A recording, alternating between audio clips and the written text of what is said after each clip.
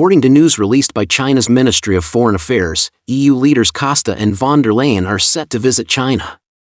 Meanwhile, regarding the EU's 18th round of sanctions against Russia, including blacklisting Chinese enterprises on trumped-up charges and even sanctioning Chinese financial institutions, the Ministry of Commerce of China has stated that China is strongly dissatisfied and firmly opposed, and demands that the EU immediately stop the erroneous practice of listing Chinese enterprises and financial institutions.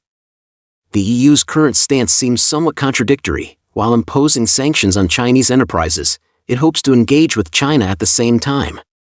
Behind this contradiction, the U.S. factor may still be at play. In fact, apart from supporting Ukraine, the EU's implementation of the 18th round of sanctions against Russia is, to a certain extent, an act of cooperating with and currying favor with the United States. This is because Trump has threatened to impose secondary sanctions on Russia, and the EU is following a similar approach. However, what the EU did not expect is that Trump's reversal is as abrupt as flipping a page. The United States has not let the EU off the hook despite the EU's efforts to curry favor. On the contrary, the US has decided to spring a surprise on the EU in trade negotiations. The Wall Street Journal claims that the EU originally believed it could reach an agreement with the United States to keep tariffs at the 10% level. From the perspective of Germany and other European countries, this was already a hard-won concession. However, U.S. officials confirmed that Trump suddenly demanded greater concessions from the EU, and the actual tariff rate proposed by the United States could reach 15% or even higher. Trump's sudden reversal has undoubtedly dealt a severe blow to the EU's calculations. Infuriated, the EU has threatened to use its last resort measures to retaliate. Sources say the EU is facing pressure from its member states. If no results are reached in U.S. EU negotiations after Trump's set deadline of August 1st, the EU will have to retaliate, not only by imposing tariffs on U.S. goods but also by taking action against U.S. enterprises. Against this backdrop, the EU may consider activating its so-called anti-coercion legal tool, which would allow it to launch countermeasures against investment and trade restrictions. Since this tool is regarded as the EU's ultimate weapon, it has never been used before. Ursula von der Leyen, who is set to visit China, once stated that things had not reached that point and that such measures were unnecessary unless in emergency situations. However, the EU is now preparing to use this tool.